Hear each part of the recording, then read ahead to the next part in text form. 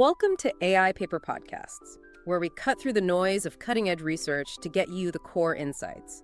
Today, we're diving into a paper that's, well, fundamentally reshaping how we think about building AI. Speed always wins.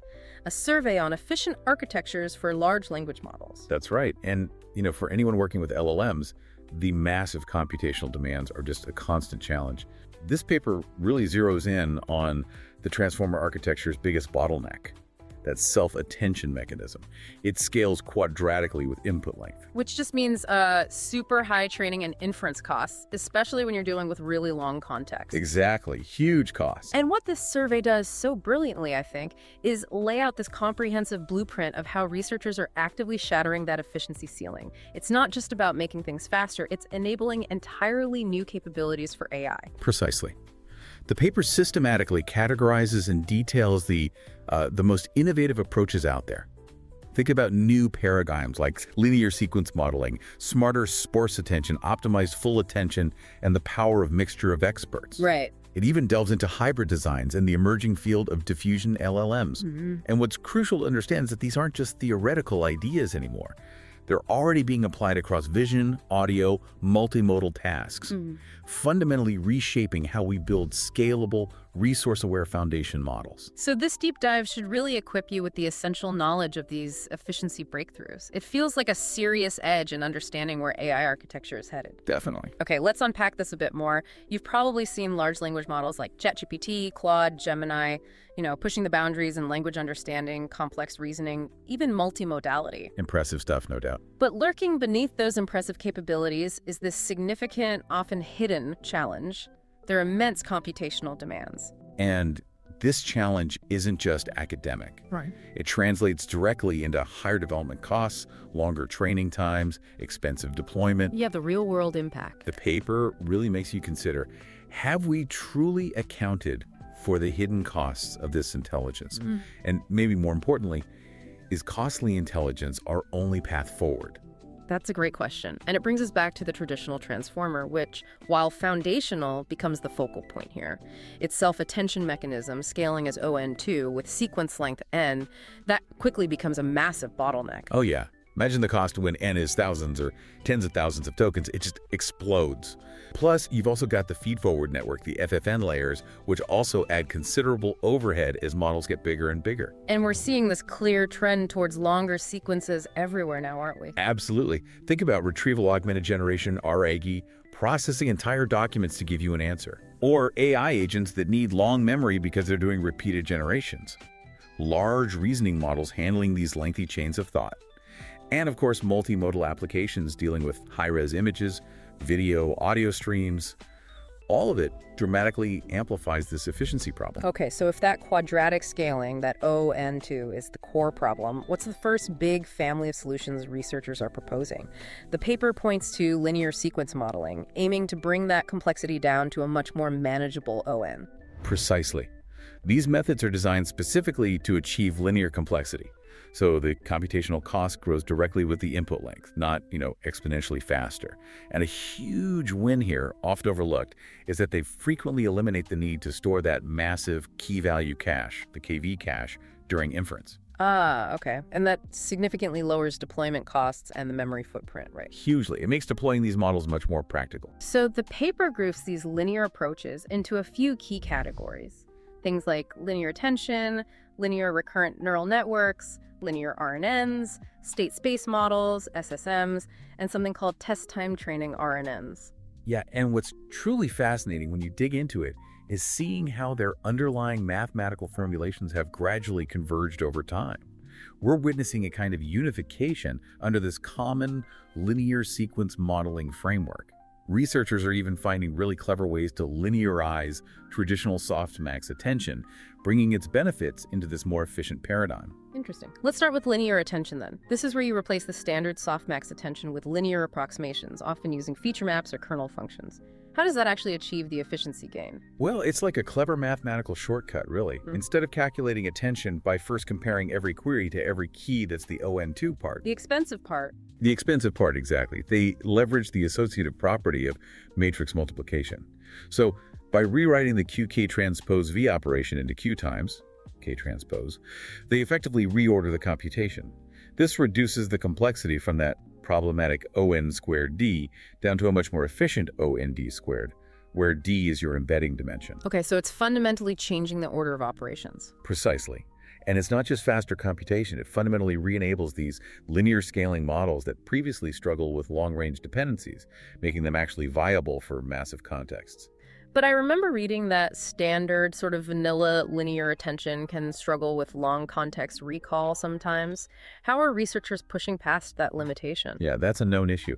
The main way is through dynamic gating mechanisms. Models like gated linear attention, or GLA, intelligently regulate the information flow. Think of it like a smart filter. It allows the model to selectively forget old stuff or integrate new inputs, which helps mitigate that memory interference problem. Lightning attention is another example, but it's specifically optimized for I/O-aware hardware, trying to maximize throughput on the chip itself. And the paper also mentioned something called the delta learning rule. What's that about? Right, the delta learning rule. That's about improving memory expressiveness. Imagine your LLM has a memory like a digital notebook. The delta learning rule is like giving that notebook a smart erase function. Oh. So instead of just adding new notes, it can intelligently decide which old, maybe less relevant information to remove or update based on the new inputs it's seeing. Keeps its memory efficient and focused. DeltaNet and gated DeltaNet are good examples of this in action. That makes sense for managing the information flow, but how do they scale the overall memory capacity within this linear framework? That's where approaches like log linear memory come in. They aim for something like ON log N, training complexity, and O log N inference. It's a kind of balance between pure linear efficiency and more expressive power. And another fascinating direction is expanding to multiple specialized memories, like in models such as mixture memories or MOM. Okay, moving on to linear RNNs. Now, traditional RNNs naturally have linear time complexity because of their fixed size hidden states, right? Yeah, right. But they often struggled with parallel training and capturing long-term dependencies effectively. How do linear RNNs overcome these historical hurdles? Well, he addressed these issues primarily by removing the nonlinearity that made parallel training hard. That removal is crucial for leveraging modern accelerators like GPUs. Models like HGRN and the popular RWKV series are key examples here. They use clever techniques like channel-wise decay and expanding the memory representation to matrix-valued states to really enhance their capacity and their ability to retain information over very long sequences. Now, state space models, SSMs, these come from control systems theory. How on earth do these apply to LLMs? It seems like quite a conceptual jump. It really is, isn't it? Think of them like a mathematical blueprint for how a dynamic system changes over time. It's a very different starting point. Their development moved from complex theoretical ideas like Hippo theory, which described continuous systems using ordinary differential equations, to practical methods for discretizing them so they could actually work with real-world sequence data. Simplified diagonal SSMs, like the S4 and S5 models, significantly streamlined their computations, making them much more practical for sequence modeling. And then within this SSM space, one model, Mamba, really seems to stand out. Can you tell us why it's been such a game changer? Yeah, Mamba is a genuine breakthrough. It fundamentally shifts how SSMs learn. It basically abandons the more rigid, theoretically derived Hippo-based initialization and instead uses data-dependent parameter matrices. Data-dependent, so it learns how to remember based on the data it sees. Exactly. The model learns its internal dynamics directly from the data itself, adapting its memory in a way that was previously much more static or predefined. This simplifies the core computation into these highly optimized element-wise multiplications, which leads to, well, unparalleled inference speed and efficiency, especially for very long sequences. Mamba 2 refines this further, and then you have models like Comba introducing things like scalar plus low-rank matrices and that delta learning mechanism we talked about for even richer expressiveness and more supervised memory management. So, following that thread of adaptation, are there models that can actually adapt their knowledge or state in real time as they process new information? Tell us about these test time training RNNs. Yes, absolutely. This is a really cool idea. These models treat their internal state matrices not as fixed components, but but as fast-adapting weights. They're literally updated via a learnable optimizer during inference. Wow, okay. Yeah. It allows the model to continuously refine its internal representations as it processes new data, moving beyond these fixed kernels or transition matrices. TTT, Titans, and Mesonet are examples of this approach, and they often use techniques like layer norm to maintain stability during these rapid online updates. It really sounds like these different linear approaches, linear attention, RNNs, SSMs, TTT RNNs, are converging somewhat.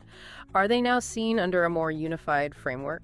They are indeed. Yeah. Researchers are increasingly viewing them through a unified mathematical lens. This perspective focuses on their core memory update rules, whether they're linear, bilinear, or more complex nonlinear functions, and also their optimization strategies. Are they using local L1, L2 losses, multi-step global L2 loss? This unification reveals these deep underlying commonalities and, honestly, helps push the entire field forward more cohesively. Now, for many people working with existing huge models, retraining from scratch using these new linear architectures just isn't feasible, right? Too expensive. Is there a way to sort of linearize them to give them these efficiency benefits after they've already been trained? That's a huge area of research called linearization, and yeah, it's a potential game changer. It allows these massive existing transformer-based models to benefit from linear efficiency without that astronomical cost of retraining from scratch. There are different techniques. Some are fine-tuning based, like T2R and Liger. Others are distillation based, like LOLCATS and Mamba and Llama, where basically a smaller, efficient linear model learns to mimic the behavior of a large pre-trained transformer. And I guess for any of these linear models to be truly practical, the hardware implementation needs to be really optimized. Oh, absolutely critical. You can have the best theoretical model, but if it doesn't run fast on actual hardware... Right, it stays in the lab. So things like the Blaylock scan algorithm for fast recursion, or that chunk-wise parallelization inspired by flash attention. Precisely those kinds of things. These methods optimize the memory access patterns in the computation graphs, specifically for modern GPUs and other accelerators. This significantly enhances performance, even for linear recurrence methods that, naively implemented, might actually be slower than quadratic attention on shorter sequences just due to how memory is accessed. Things like flash linear attention provide optimized Triton kernels specifically for making these linear models fly. Okay, so we've covered a lot on making attention linear, but what if you still feel you need some of that rich, full attention capability, but you want to make it smarter, more efficient, not just faster in a linear way? That brings us to sparse models, right? Exactly. Sparse sequence modeling is another major approach. It enhances efficiency by limiting the interactions. So instead of every token attending to every other token, it only interacts with a carefully chosen subset. This addresses the computational bottlenecks while, hopefully, preserving most of the model's performance. And the simplest form is static sparse attention, where the attention patterns are predefined and fixed. Yeah, that's the basic idea. You decide beforehand which tokens attend to which others. This reduces complexity because each token only looks at a fixed subset. Common patterns include having some global tokens everything can see, using sliding windows, strided or dilated patterns, even random connections, or blockwise sparsity. Examples here are the original sparse transformer, Longformer, which cleverly combines sliding windows with those global tokens, and Big Bird, which integrates local, global, and random connections. It's even applied to vision, like with axial attention. Okay, but static. Dynamic sparse attention sounds more adaptive. How does that work? It is more adaptive. Here, the attention patterns aren't fixed. They're determined dynamically based on the input content itself. Early methods tried grouping semantically similar tokens together, like Reformer or Raven Transformer. These later evolved into more sophisticated approaches with learned controllers, like Attention with Bounded Memory Control, or ABC, which learns how to sparsify the attention. And some of these dynamic methods use external memory, too. Absolutely. Models like Memorizing Transformers and Unlimiformer use techniques like de-nearest neighbor retrieval to sparsely access a much larger, potentially huge, long-term memory store. More recent work, things like Native Sparse Attention, NSA, and Mixture of Sparse Attention, MOSA, focus heavily on achieving hardware-aligned speedups through explicit routing mechanisms that GPUs can handle efficiently. There's also this category called training-free sparse attention. That sounds like it's purely focused on speeding up inference. That's right. It specifically targets accelerating inference, and it's often split into two phases. The initial prefill phase where the prompt is processed and the ongoing decoding phase where tokens are generated one by one. Okay, so how do they speed up each phase? Well, for the prefill stage, techniques like long LoRa and seer attention impose structured or learned sparsity patterns just to get that initial computation done faster. For decoding, the primary bottleneck often becomes the memory bandwidth needed to read the KV cache. So strategies here include pruning the cache, just throwing away less important entries like in Spaten, or exploiting so-called attention sinks, the observation that early tokens are often very important as streaming LLM does for efficient context management. And then you have dynamic eviction policies like in H2O and Quest, which intelligently decide which KV pairs to discard based on predicted importance. So, just like with linear models, optimized kernels are crucial for making sparse attention actually fast in practice. Absolutely essential. Hardware-aware implementations are key. You see things like block sparse, flash attention 1 and 2, native sparse attention designed for grouped query attention setups, and MOBA for blockwise variable length computation.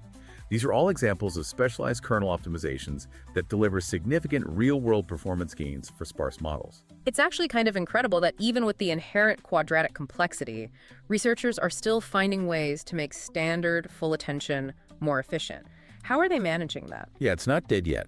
They're doing it primarily by optimizing memory transfers, how data moves between different levels of memory on the chip, and by improving parallelization, really making the most of existing hardware capabilities. And this is where the flash attention family comes in again, right? For IO-aware attention. Yes, flash attention is the canonical example here. Flash attention 1 was a breakthrough because it dramatically reduces that costly memory traffic between GPU, HBM, and SRAM. It does this by computing the softmax incrementally and fusing multiple attention steps into a single, highly optimized kernel. Okay, minimizing data movement. It's exactly. Flash attention 2 then further refines the work partitioning and parallelism within the GPU cores. And Flash Attention 3, the latest iteration, really leverages the cutting-edge capabilities of new GPU hardware, like the Hopper architectures features Tensor Memory Accelerator, TMA, for asynchronous memory operations, and WGMMA for interleave computations. It even uses lower precision FP8 quantization for even greater speed. Wow. Okay, another technique mentioned is grouped attention. This is focused on reducing the KV cache size during inference, which we know is a big memory hog. Precisely. The KV cache can get enormous. Multi-query attention, or MQA, is one approach. It takes it to an extreme by having multiple query heads share just a single key and value head. Which saves a lot of memory but might hurt quality. Potentially, yeah. So grouped query attention, GQA, tries to strike a balance by grouping several query heads to share smaller number of key value heads. It's a popular compromise. Multi-head latent attention, MLA, goes a step further by actually compressing the KV cache into a low-rank latent vector representation. And other techniques like GTA and GLA also offer hardware-friendly, memory-efficient alternatives within this grouped attention space. And we're seeing the mixture of experts idea pop up again, but this time applied to attention heads. Mixture of attention. Exactly, MOA. It applies the MOE concept directly to the attention mechanism itself. So MOA might assign different sparse attention patterns to different heads, activating only some patterns dynamically. Switchhead and MOH use routing or soft selection mechanisms to choose a subset of attention heads for each token. This concept is scaled effectively, for instance, in models like Llama MOE v2, which actually sparsifies both the attention layers and the FFN layers using MOE principles. MOBA even introduces block-level routing for dynamic attention selection within layers. Very cool. And finally, under efficient full attention, there's quantized attention. This is about reducing the bit width, using fewer bits per number for efficiency while trying hard to maintain accuracy. Yes, exactly. The goal is to use fewer bits like 8-bit integers, INT8, or even less to represent the weights and activations, which saves memory bandwidth, and speeds up the actual matrix multiplications. There are different ways to do it. Post-training quantization, PTQ, converts the operators to low bit after the model is trained. Sage attention using INT8 for the query key transpose multiplication is an example. Okay. Then there's quantization-aware training, QAT, which actually embeds the low-precision constraints directly into the training process itself. Models like Q8BERT and IBERT use this. Often, mixed precision schemes are used, like Sage attention using INT8 for the QKT part, but maybe FP16 for the value multiplication part to balance speed and accuracy. And the field is really pushing the boundaries here, exploring ultra-low-bit attention like sub-4-bit, with models such as Sage Attention 23 and Bit Distiller. Right, that seems incredibly challenging to maintain quality. Okay, let's shift to another huge area for efficiency. Mixture of experts, or MOE. We've touched on it, but let's dive in. The core idea is scaling model capacity without proportionally increasing computational cost, isn't it? That's the absolute core idea, yeah. Instead of activating all the parameters in a massive model for every single input token, MOE uses a gate, usually a small neural network, to adaptively select and activate only a small subset of experts. These experts are typically distinct sets of parameters, often feed-forward networks. This allows for massive increases in the total number of parameters in the model, leading to better robustness and performance, but crucially, without a proportional increase in the compute needed per token, because only a few experts are active at any time. So that gate function is critical. It determines which experts get activated. The paper talks about different routing mechanisms. Indeed. The routing strategy is key. The most common approach is token choice routing, where each token decides which, say, top K experts it wants to send its information to. But this can lead to load imbalance. Some experts might get overloaded while others sit idle. Right, which would be inefficient. Exactly. So expert choice routing flips it. Experts choose which tokens they want to process, which helps ensure better load balance. There's also adaptive top routing, where the number K isn't fixed but can change dynamically, maybe based on task difficulty. Some even introduce zero computational experts, basically dummy experts, as a trick to help manage load balancing. Load balancing really seems like a major engineering challenge here. An unbalanced system would just negate some of the efficiency gains, wouldn't it? It absolutely is. Unbalanced routing leads to underutilized experts, which slows down training because the effective batch size for some experts becomes small, negating the benefits of parallel processing. Auxiliary load balancing losses, like those introduced in G-Shard, are a common way to encourage the router to distribute tokens more evenly. But there's also interesting work on auxiliary loss-free methods that use dynamic biases or other mechanisms to directly balance expert loads during training. And global batch methods try to encourage broader specialization across experts over the entire batch. So when we talk about experts, are they always just simple feed-forward networks? What about the expert architectures themselves? No, they can be more sophisticated than just standard FFNs. They can be fine-grained, meaning you have more smaller experts, allowing for potentially more diverse combinations of expertise. You can also have shared experts. These are fixed experts that are always routed to perhaps handling common computations, or even vertically distributed experts, like in mixture of depths, where entire layers of the network are treated as experts and the router decides how deep to process each token. And we're seeing special variants emerge too, like SoftMo, which uses a soft weighting instead of hard routing, and module-specific experts, for instance, using parameter-efficient LoRa weights as the experts. That's clever. And again, training a massive MOE model from scratch sounds incredibly computationally intensive. Can you convert existing pre-trained dense models into MOE models? Definitely. And this is a major area for saving computational resources, reusing existing knowledge. There are several strategies. One is simply splitting existing FFN layers into multiple experts. This is often called moification, and we saw it in early models like LoMo-May. Others involve copying and then aggregating FFNs from a dense model like the sparse upcycling technique. Or you can even try merging two different dense models together into a single MoE model, as demonstrated in the BTX approach. Lots of creative ways to leverage existing models. Okay, this next category, hybrid architectures, feels like it might be the sweet spot for many applications. It's about combining the best of, say, linear efficiency with the known power of standard softmax attention. Yeah, I think that's a good way to put it. It's all about achieving a better balance between computational efficiency and representational power. The core challenge, of course, lies in effectively integrating these different mechanisms so they actually complement each other without introducing new bottlenecks or complexities. And one way to do this is interlayer hybrid models, where you alternate different types of layers. Yes, precisely. This is maybe the most straightforward approach. You might insert a standard softmax attention layer, periodically, maybe every few layers, within a stack of mostly linear sequence modeling layers, like Mamba or linear RNNs. This way, most of the layers remain highly efficient and linear, but you still periodically get that powerful global representational capability that softmax attention is good at. Jamba, which famously combines Mamba, standard tension, and MOE Samba, RWKVX, and the recent recurrent Gemma, are all prominent examples, and they're showcasing really strong performance and impressive efficiency, especially for very long contexts. And then there's the intralayer hybrid approach. This sounds like a finer-grained fusion that happens within a single layer. Correct. It's mixing things up inside the layer itself. This includes headwise splits, where different attention heads within the same layer might actually use different mechanisms. Maybe some heads use Mamba, while others use standard softmax attention, like in the Himba model. Or you can have sequence-wise splits, where different attention types are applied to different segments of the input sequence.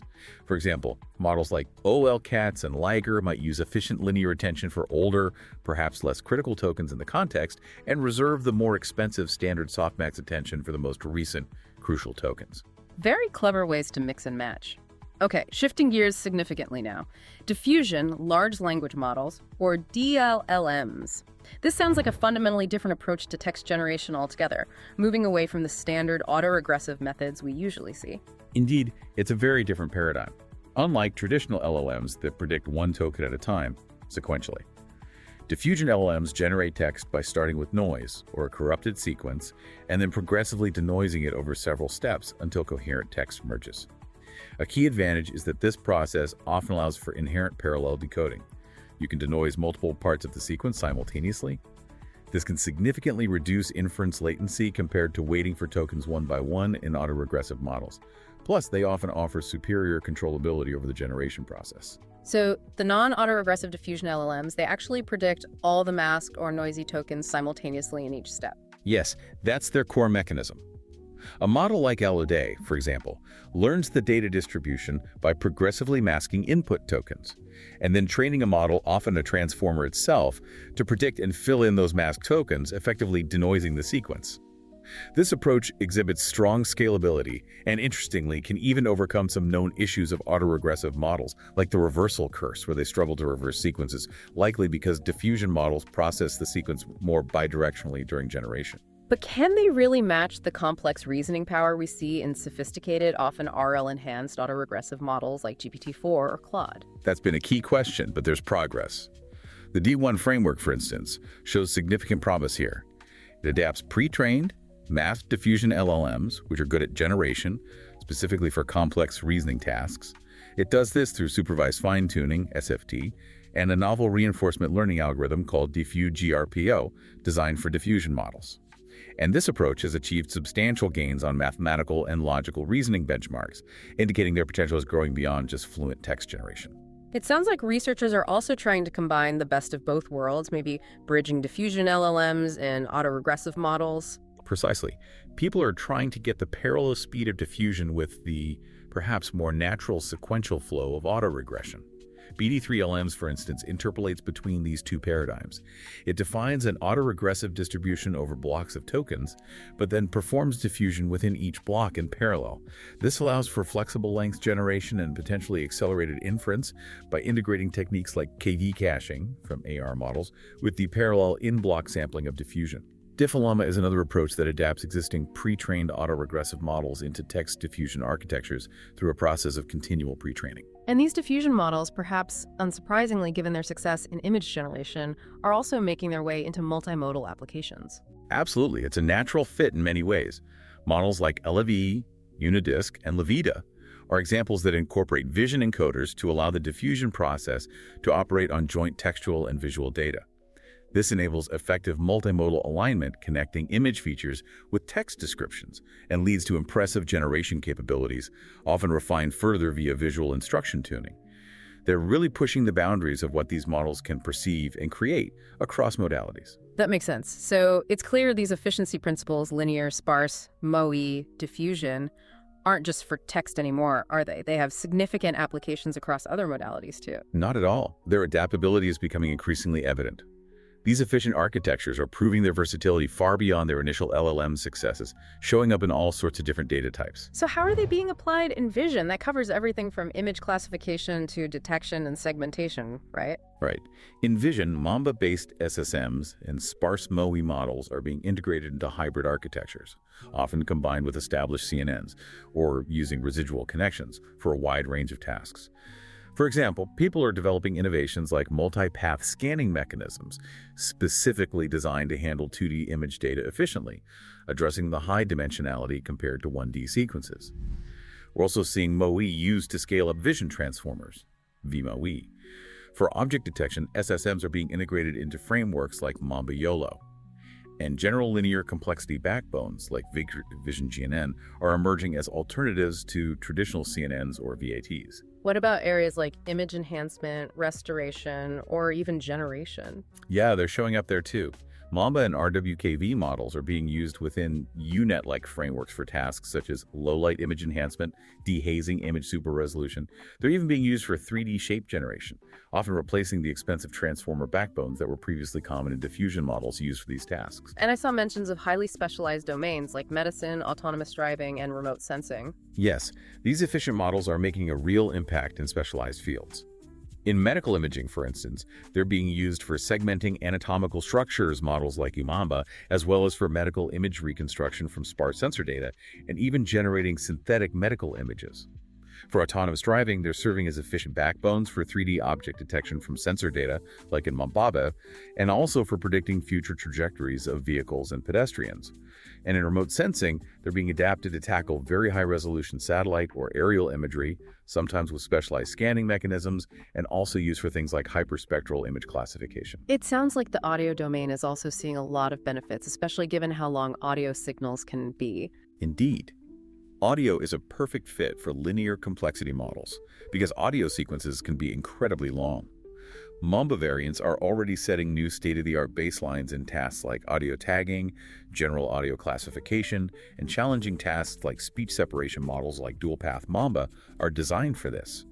Their inherent recurrent nature also makes them really well suited for generating raw audio waveforms directly, like the sashimi model demonstrated. And they're great for real-time screening applications, such as voice activity detection, VAD, where low latency is critical. Okay, and bringing it all together, how are these efficiency principles proving crucial for the complex world of multimodality? Well, in multimodal AI, efficiency is absolutely paramount because you're trying to align and process these diverse, often high-bandwidth data streams, simultaneously text, images, audio, video. So linear time models like Mamba are being actively used for efficient alignment and fusion of these different modalities in models like Matav and AVS Mamba. RWKV, another efficient architecture, is being adapted for vision language learning tasks, as seen in Visual RWKV HHD. Diffusion models, as we discussed, are becoming a really strong alternative paradigm for multimodal understanding and generation with models like Imada and Unidisk.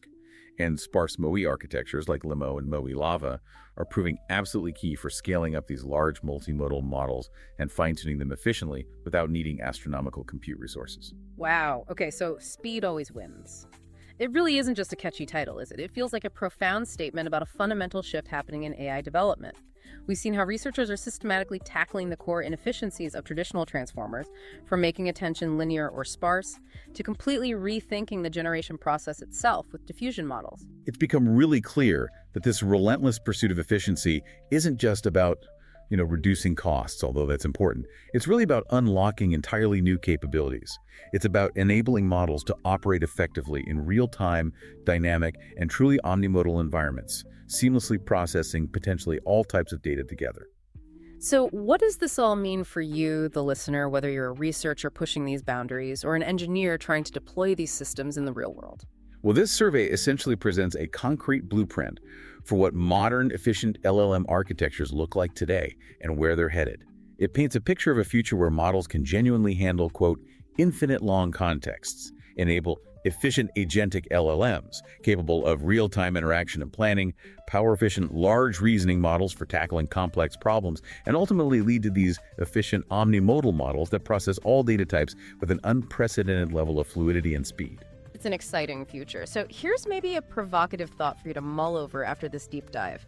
If efficiency fundamentally changes what's possible for AI, making it faster, cheaper, more accessible across the board, how might these advancements dramatically accelerate the pace of scientific discovery itself? Could AI become a truly agile and indispensable partner in literally every field of research?